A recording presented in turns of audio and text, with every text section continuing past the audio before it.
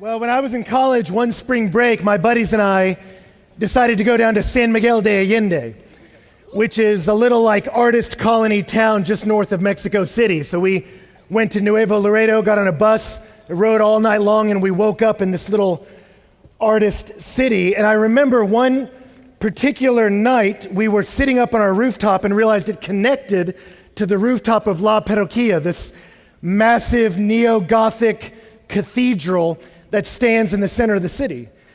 And so we went out there that night, and I'll never forget sitting on the rooftop at night of this massive church. And as we sat there watching the sun go down, there were men that were singing in the church. They were singing hymns in Latin, so I couldn't understand most of what they were saying, but it sounded beautiful, and it was coming up, this voices of this choir through the skylight. And I'll just never forget, I'm not a particularly romantic guy, but I just remember sitting there and watching the sun go down over this colorful city, sitting atop this gorgeous building as this sound of worship rose up over me. And it was one of the first times in my life I was so struck by beauty, it made my heart ache. You ever had that happen? Where it was just more than I could take in. And I remember for me, it is that at that moment, this burning desire that I want to share this with someone. And I had never assumed I would get married. I thought, I don't know what God's going to do with that. I'd like to be, but whatever. But I remember feeling a yearning. God, I want to share this with somebody. And I remember looking over at my buddy, Ricardo, who was sitting there in his white undershirt. And I thought, Rick's great and all, but he's not really what I'm looking for. You know, like that's not what I meant. It's just a buddy.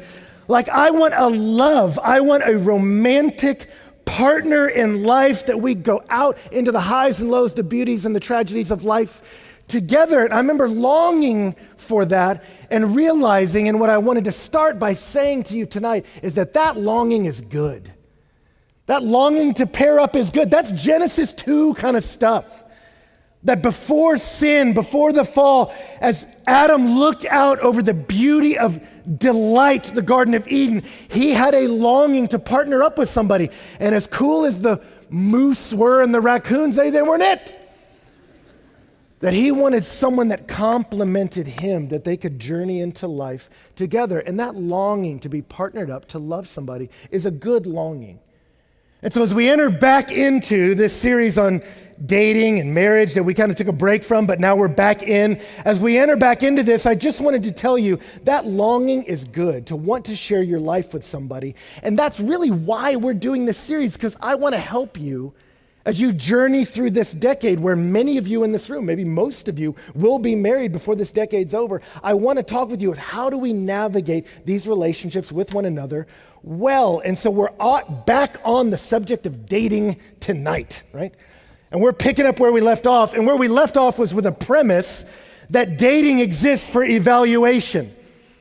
Dating isn't a status that you sit in like we're dating. Dating is a process, a series of steps we move through to arrive at a particular end. And the purpose of the process of dating is to determine if some person is the person we want to spend the rest of our lives with.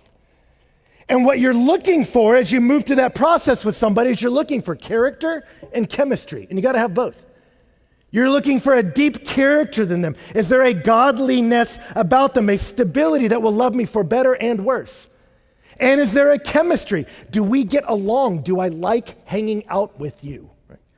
What you're not looking for is someone to complete you. It's a modern myth, right? Because Jesus never married and neither did the Apostle Paul. And it's not like, well, they were just never complete, right? Jesus never really actuated his humanity. No, he was fine, right? And so you are a complete person before you get married, and you can't look to some other person to do that. If you go, I just got to find someone that will fill up all my vacancies and actuate all my gifts and make me feel whole and alive and complete in this world, that's too much freight to put on a human relationship. You put that kind of weight on a friendship or on a dating relationship, you'll crush the relationship. That's not what it's for, right? And yet there is a desire for many of us, maybe most of us, to link hands with someone and run on into forever together. And that's a good thing. And dating is a process, a modern process of evaluation where we go, is this the person that has a godly character and as I have chemistry with that we could run together? And so as we got on the topic of dating, we talked about who should you date? And we looked at 7 characteristics of who you should date. You want a believer in Jesus Christ, that the two of you are lockstep about the biggest issues in life. But not just someone who assents to the deity, but a believer in Christ and a pursuer of Christ, that they're not perfect and you aren't either, but they're striving to be. As they strive to know him, they become more like him. And not just a pursuer of Jesus, you want someone that'll keep pace with you. That you're not trying to drag someone along. That's not fun for either party. That you're having to drag them to church or drag them to be someone that wants the things of God. It's not fun to drag people, and it's not fun to be dragged.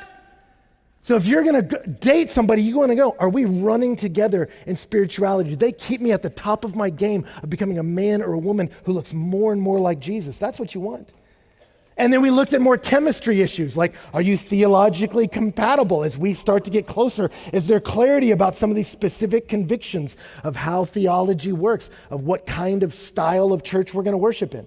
We looked at socially compatible. Do you like hanging out? Which feels so obvious, but I meet so many couples that they're like, she is a godly woman, he's a godly man, and therefore we must be married. But you see them after 5 minutes, they don't know what to say to each other, and it's painful to sit with them. You're like, how do you endure this, right?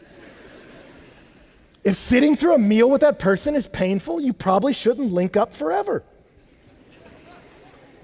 Philosophically or ministerially compatible. Do you have compatible visions for your lives? If one of them wants to live in New York and the other one wants to live in Calcutta, both can be godly, but maybe linking up is going to cause some stress. You might want someone that says, we have a similar pathway in life, philosophically, where we want to serve and minister and live.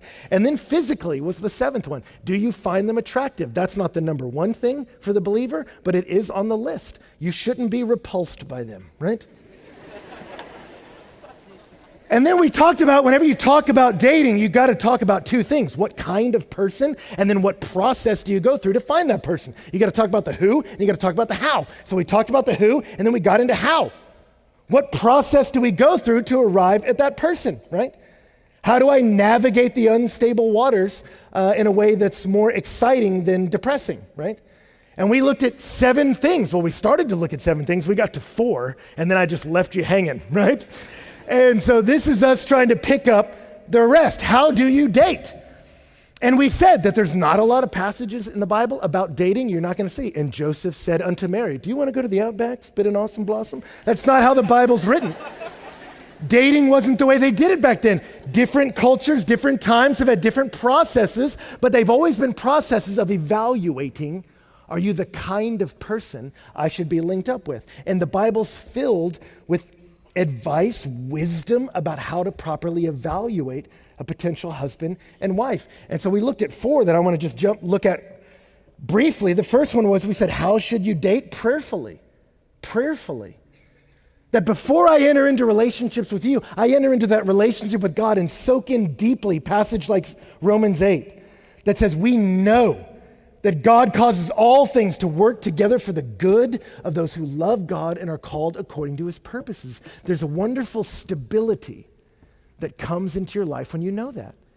Cast all of your anxieties on him. Why? Because he cares for you. Perfect love casts out fear. When I realize the lover of my soul commands my destiny, works all things for my good, there's a stability that comes. And resting in the sovereign care of God takes the desperation out of dating. It gives you the stability that's the antidote to the anxiety that so much of modern dating is about. It's interesting, I heard just this week the prayer of St. Patrick. You know, St. Patrick's Day. You're like, the patron saint of beer? That's not what he was for. He brought the gospel to Ireland, but he had a prayer attributed to him. This was his prayer in the morning. I don't know what your morning prayers are like. This was his. And it blew me away. He said, I arise today through God's strength to pilot me, God's might to uphold me, God's wisdom to guide me, God's eyes to look before me, God's ears to hear me, God's words to speak for me, God's hand to guard me, God's way to lie before me, God's shield to protect me, God's hosts to save me afar and anear, alone or in a multitude. Christ shield me today against wounding.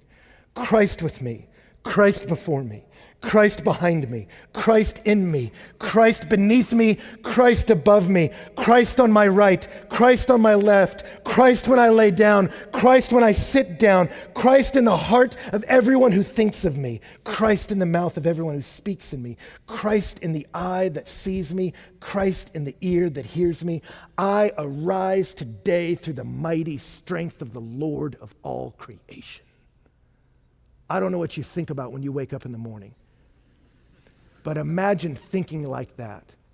I arise today through the mighty strength of the Lord of all creation who surrounds me and who's in me. A stability like that will keep you from going crazy when you enter the world of dating, right? So we enter in prayerfully, trusting God with our story, that the God who gave his life for me is going to take care of me, right? And then when you get that vertical connection clear, then you enter horizontally in with us, and as you begin to see people that you're interested in, you speak to them with clarity, was our next point. Clarity and initiation. Hey, I'd like to get to know you better. Would you like to go to dinner?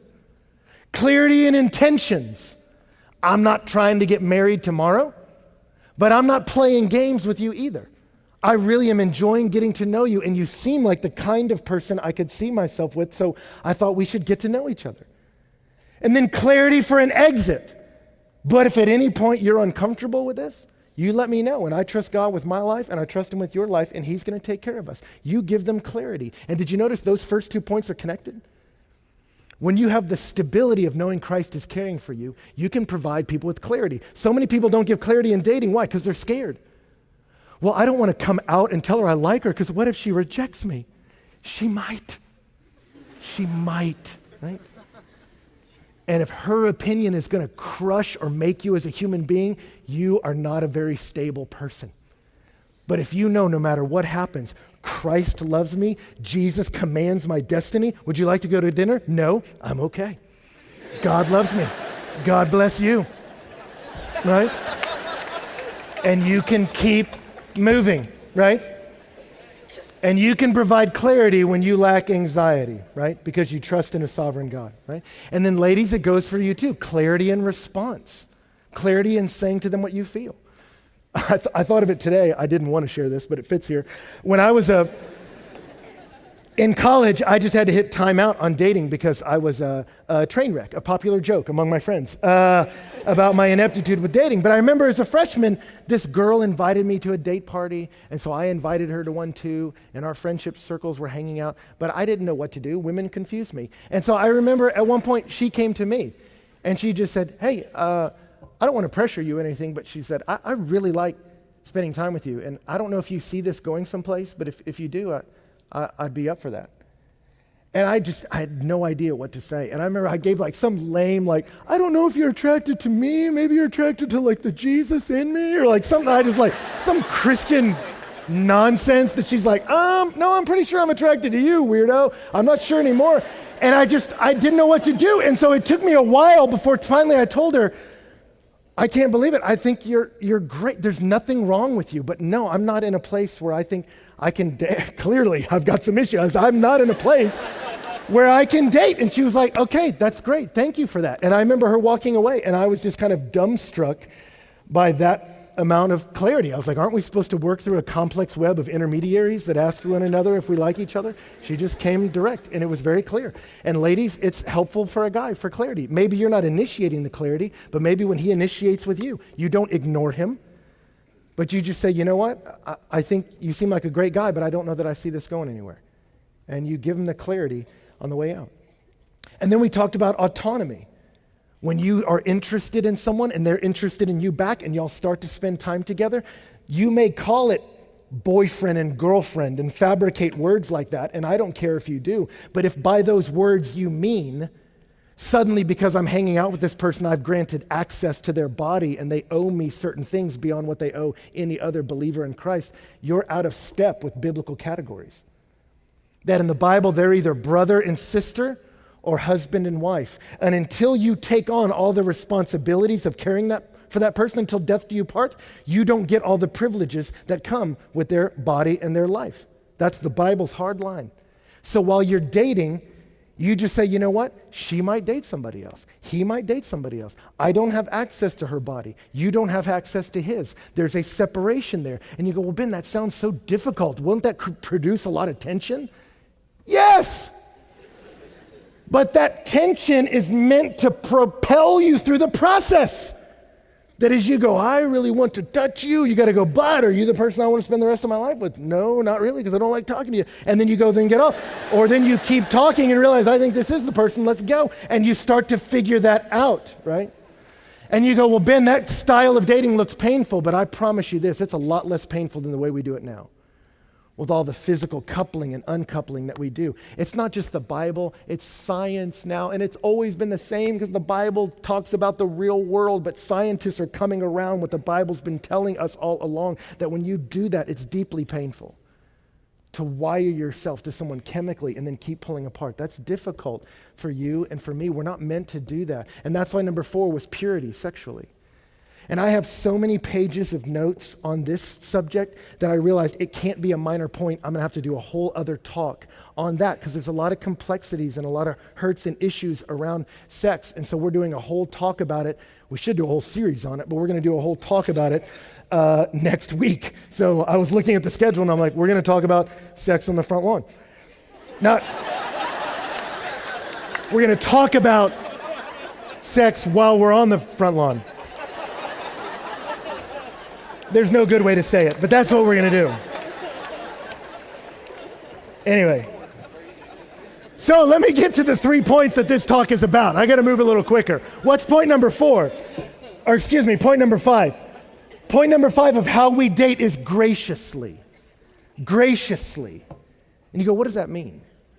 Well, here's what I mean. I think there's so much confusion, like you find someone attractive, they find you attractive, you express that to one another, there's mutual interest, and so you go, okay, and I meet so many people that they go, okay, there's mutual interest. Now what are we supposed to do? What actually is dating? Like, how do we know if we're doing it right, you know? And you go, what is it? Is it a sales pitch? Am I running for office? Like, well, I think I would be a great husband for the following reasons. I'll vote for this. I'll never vote for that. I'll never raise taxes. Like, are you trying to convince them that you're a good deal? Is that what dating is? I fake it? What are you into? What are you into? I love that too. Yeah, I love art. And babies, love them, right? Do you put on a front and act like something else that you think they want, right? Do you try to stoke the flames of passion? I remember the first time I dated in high school, I'm like, what are you supposed to do? And my friends were like, well, Valentine's is coming up. You got to like write poetry and buy her all these gifts and really like do all this stuff to like romance her. And I'm like, unto what end? To give one another a high five at the end of the night? Like what? Where's that supposed to go? And so you go, then what is dating for? What are we supposed to do? And other people will go, you know what? You just got to be authentic, man. It just got to be me. So I'm going to sit on the couch and watch TV. And if she wants to sit on my couch and hang out, fine. This is me being me. And you go, man, you be you, but you be a you that's like progressing in life, right? And so you go, what are we supposed to do? Well, identity determines activity. So let's be clear about who we're talking about here. And in Ephesians chapters 1, 2, and 3, Paul's explaining how God has chosen to adopt men and women into his family, sons and daughters, reconciling them to himself. That's the big story. And as God is building a family, we're reconciled not just to God, but to one another. And that has implications for how we treat each other.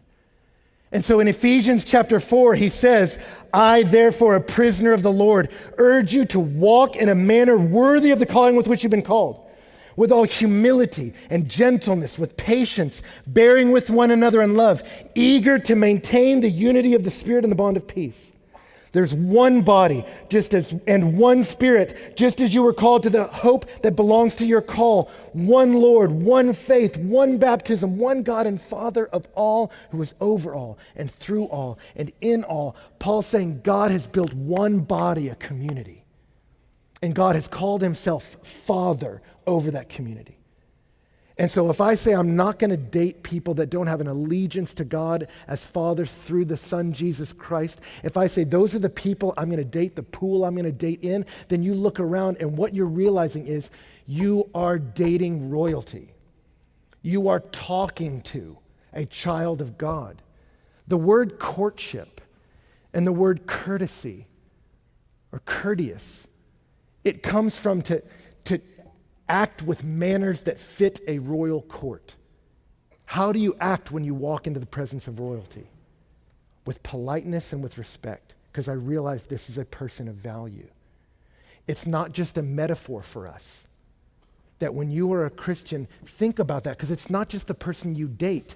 Any person you come across has a dignity stamped on them in the image of God, and then when they've come to Christ, that is a very son of the living God, daughter of God. So there should be a reverence in how you speak to them and treat them, whether they recognize it themselves or not. So I remember in high school being propositioned sexually by a girl. And I had never had that happen before, where she's offering herself to me, and I told her no. And it wasn't because I feared her dad. And her dad was kind of a swaggery guy that was like, I got a gun and I know how to use it. And I was like, you just come off to me as strange with that whole thing. And I wasn't scared of her older brother. But I remember being propositioned with that and thinking about, what am I going to do? And I had to think about it when I was in high school. But I felt like the Lord pressed into me, if you use her, you have an issue with me. If someone tries to use my daughter, your issue is with me. And I realized it's a reverence for God that's going to impact how I treat this girl, whether she recognizes the dignity of what she is or not. And so you go, if that's who I'm dealing with, what does it mean to treat them with reverence? It means graciously, because Paul goes on and says, but grace was given to each one of us according to the measure of Christ's gift. Therefore, it says when he ascended on high, he led a coast of captives, and he gave gifts to men. Gifts is the same word as grace, that God has given grace, giftings to each one of us. And he gave the apostles, the prophets, the evangelists, the shepherds, and teachers to equip the saints for the work of ministry, for building up the body of Christ until we all attain to the unity of the faith and the knowledge of the Son of God, to mature manhood, to the measure of the stature of fullness of Christ. You go, what does that mean? It means whenever I come in close proximity to another human being, then you say relationally, whatever the end may be, I want you to be a better person as a result of being in close proximity with me. Whenever you enter into a relationship with anybody, and particularly with dating, as you step in with a guy and girl, you go, I don't know where it's going to end. It may end with us as husband and wife forever. It may end with us parting ways. But either way, may the net result of your time with me be that you are a better person, because I used the grace given to me to build you up so you could attain the unity and the fullness of Christ. It's about being a blessing more than it's about impressing them. That when I get around another person, my energy is not in how do I impress them. My energy is how do I bless them? How do I care for them? So you go, what does that mean? Take them to dinner? Yes, but not to impress her, to get to know her. Share what you're learning. Paul will go on later to talk about speaking to one another in psalms, hymns, and spiritual songs. When Donna and I dated, we didn't try to combine our devotional lives. Now we must study the same book and at the same time. I'm like, you study whatever you want, and I'll study whatever I want. But when we go to dinner, we'll ask that question, what's God teaching you? I'm reading this great book, and she tells me about it. I'm like, I'll probably never read that book, but give me the cliff notes of it so I can learn it. And we're both learning and growing, and I'm learning things from her. And we do things we like doing together. We went rappelling. We went running together, and we realized we both love the outdoors, and she hates running. And I realized, do we have to have every pastime in common? I'm like, running, I can run by myself. If she hated the outdoors, that might be a problem. So I looked at that and went, we're good. I can run alone, but let's go outside, right? And we shared what we're learning, encouraging one another along the way. Do ministry things together. When Donna and I were getting to know each other, I wanted to pick her up, and she says, well, come to this youth event that I'm leading. And I went there and watched her and her friends minister to all these high school students. One of our first dates, I went down to a church in Houston where her and her band were leading worship, right? Watch how they interact with people. Encourage them with your words. That's what dating is for. It's for evaluating, but it's also for blessing. And I remember this really struck me when I was in college, because my sister came up into college while I was a student here. And I've told this story. There were buddies of mine that were joking about, I'm going to try to date your sister. And I was like, no, you're not. And I watched myself realize how not funny that was. And I looked at some of them and I'm like, you will never date my sister, right? And they're like, you don't know. I'm like, no, man, like, I'll kill you. And it's not like swagger, like, okay. I'm like, no, I'll kill you. Because I see that you try to romance and impress girls and you use them. And so they started to joke with me, well, no guy's ever going to be good enough for your sister. And I said, that's not true. That's not true. And so they asked me, well, who will be good enough? And I remember sitting and going, who would be good enough? And I thought about that. What kind of man would I want to date my sister? And I wanted a guy, not that would spend all his energy trying to get her to like him, because that's ultimately a very selfish thing. I want a guy that with every amount of time, voice, influence he has in her life, his bent to be, God, wherever you lead this thing, may the net effect of her proximity to me be a blessing in her life. That she trusts you more, God, loves you more as a result of our intersection, whether it leads to marriage or leads to us parting ways. May we be better people as a result of this time. Only time I did dating right in college was at the very end. I remember dating a girl, and we did the things I'm talking about, have kept like, you don't belong to me, I don't belong to you, but we got to know each other, and over time, we spent time together, and we realized this is a deeply godly girl, and I'm pursuing the Lord too, and there's so much we like about each other, but relationally, chemistry, there just wasn't a fit there. And I remember driving in the car one time together and us realizing that, of just going, why isn't this working? You're so great, I'm so great. And I remember I just said it, and I said, you know what? I just think we're not a fit. And she said, I think you're right. And we were both like, God, that's so sad. And then there was this relief that we were both like, man, you see that too? Oh my gosh, I love that we see that. We should hang out. Well, no, actually we probably shouldn't hang out because we're both realizing this isn't working, and it gets confusing sometimes.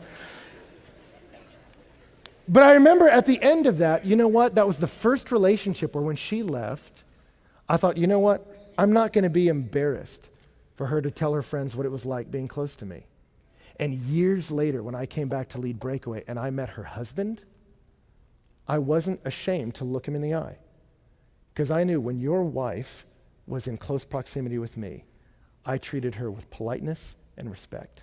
And I was proud of that. And I want you to have that. And so wherever it ends, you say, I'm going to treat them graciously. The grace God's given me, I use to build you up, trusting God will lead us together or apart in his good time, right? That's how you want to do it. And incidentally, being gracious is attractive, by the way. Proverbs 11:16 says, a gracious woman attains honor.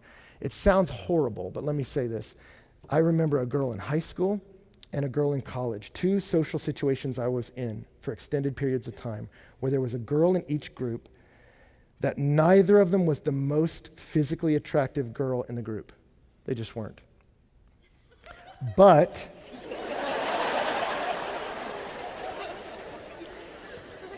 every single guy asked them out. And you go, what is going on with that?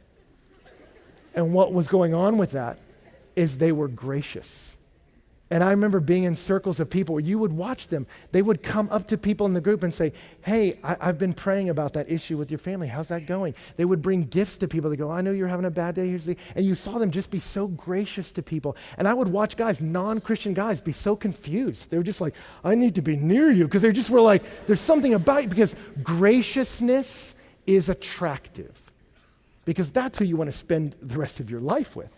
Someone who will be cool to you for better or for worse, right? And guys, it's the same with you. Proverbs 19 says, what's desirable in a man is kindness. I remember when I first got into the world of ministry, when I was a high school student, all my mentors were homely looking guys, but they all had beautiful wives. And I was like, how are you tricking them? Like, what are you doing? They're all like, let's open our Bibles. I'm like, what is the deal with these? Like, what's happening here?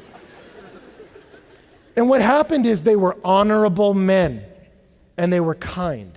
They were so kind. And if you got an attractive guy that's really into himself, that's cool, but it gets old. It gets real old. But you find a guy that's kind and a guy that's gracious, that's who you want to spend the rest of your life with. It is. We got to move a lot faster. All right, point number 6. is community. Community. That when you find someone that you're attracted to, the urge to pair off happens, and that's a good urge. But a challenge comes in our world today where there's too much pairing off of the dating process, and we lose what has been a great gift in the history of evaluation, and that is the voice of community. That we need community around us.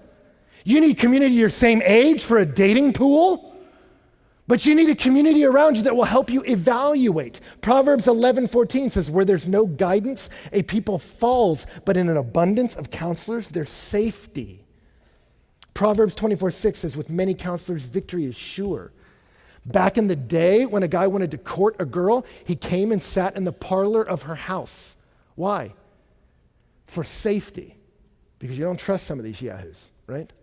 And they would sit in her home, and her parents would be there to watch. How does he treat her? How does he treat us? And then he would leave, and they would help you evaluate that person. I'm not saying you suddenly got a date like that now, but what I am saying is that it helps to have evaluation around us. One of the greatest problems with modern dating is the loss of that. It's interesting to read modern statistics. They've been measuring how people meet their spouses since the 1940s.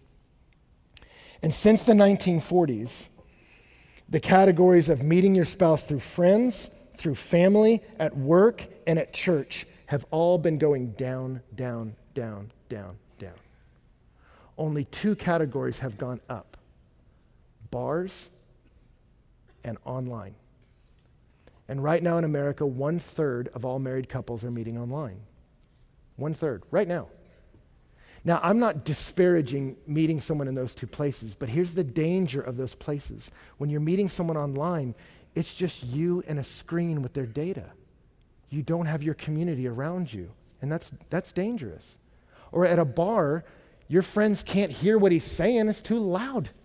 So they can say, he looks cute, but you don't know if he's cool or an idiot, right? And so we've lost the value of community, of people helping us evaluate, and we need that. We need people around us. I remember when I first started dating Donna, we went out and we met with a community of people, and I think that's the best way to do it in college. Have a big group of friends, guys and girls, and do stuff together, because you get to watch them, how they treat people they're not trying to sleep with. And you see if they're nice to people in general.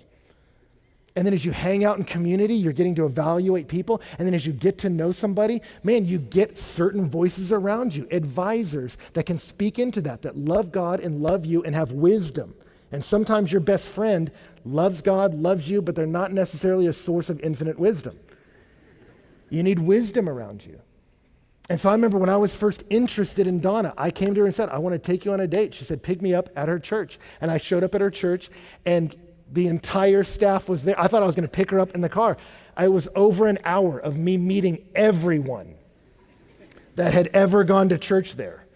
I mean, she was like the darling, because she led worship at the church, and they're like, that's our baby. All right, and I was like, oh man, this is a serious job interview, right? To get to go on a date with this girl, but I liked that. I liked that she had community around her.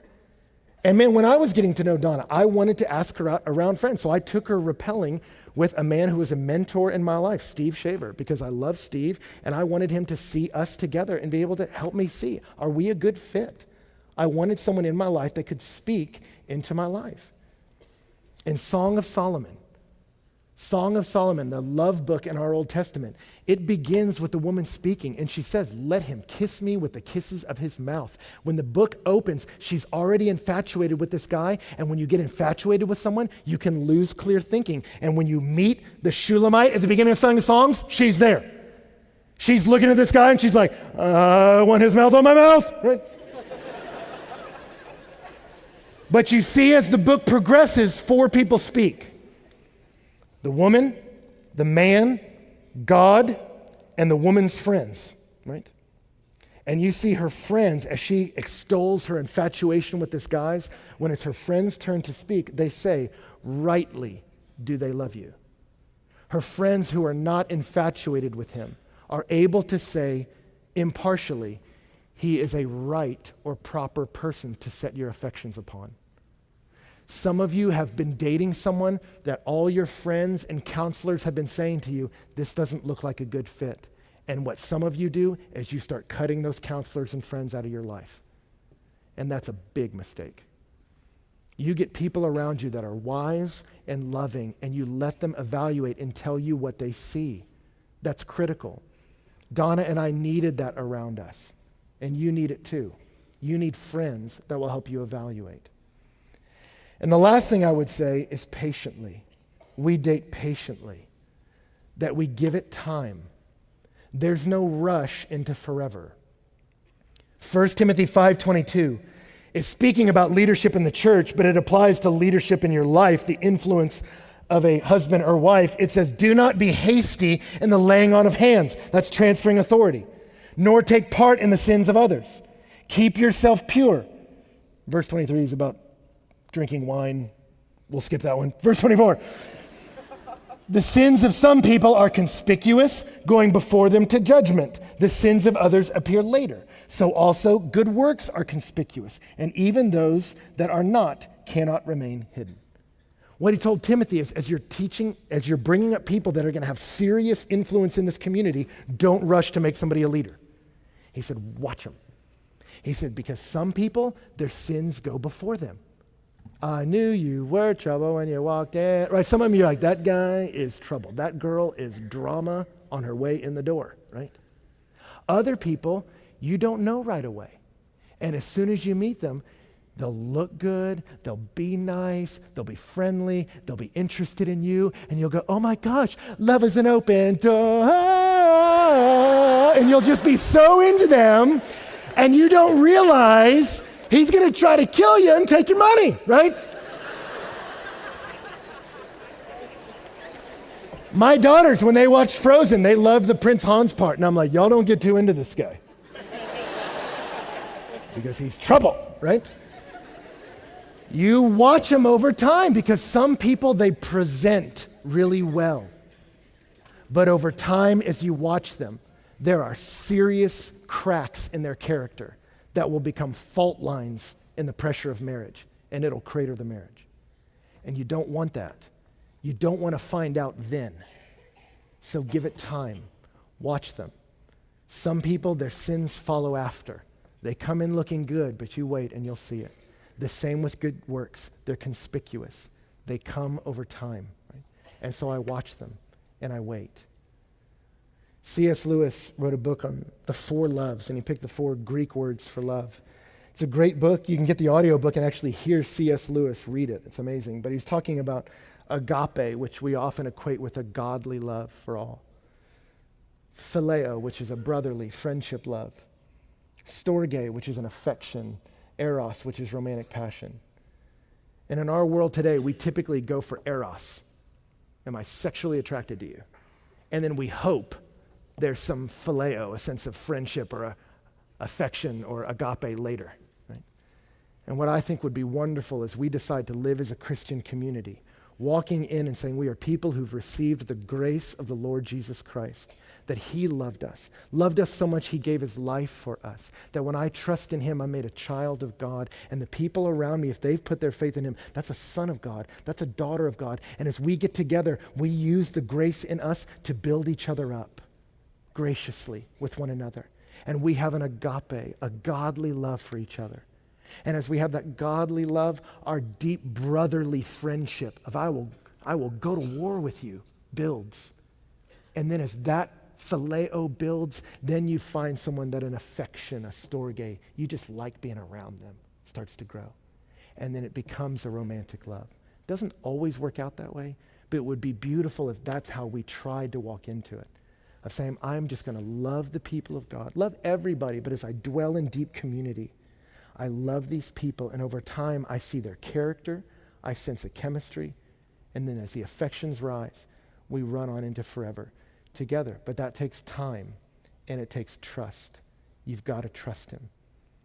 And I just hope that you'll believe a God who is willing to give his life for you. You can trust him with your heart and soul as you feel that ache to spend your life with someone. God will care for you. Some of you will have to wait. Isaac in the Old Testament had to wait until he was 40. Some of you may need to wait that long. But it's better to wait for the right person than to not wait and regret it deeply. Others of you, it might be your late 20s, something like that. But you wait. You wait. For me, I loved my single years of pursuing the Lord, and I wanted to do ministry, and I didn't want anyone to get in the way of that. And in due time, God put me in a ministry situation where I saw Donna leading worship, and I thought, we're doing the same kinds of things, ministering among people in similar ways, chasing God at the same pace it's meant to be. Right? I saw this happen with my family as my sister had a longing to go into mission work. And she knew medicine was an important part of that, so she started going down that track, realized I'm not a doctor, I think I'm more of a counselor. And as she went into counseling, pursuing missions in Africa, she meant a doctor pursuing missions in Africa. And they realized our lives are headed the same direction for the glory of God, let's run together. And you give it time, you wait. God will take care of you. Does that mean you'll get married when you want? No. Does it mean you'll ever get married? Maybe not for some of you. But here's the deal. If I trust that God gave the life of his son for me to forgive me, I can trust that he cares about the deepest things of my heart, and he does. And I hope that you'll rest in him, that the God who loves you commands your destiny. So I will wait patiently and entrust my heart to him and him alone.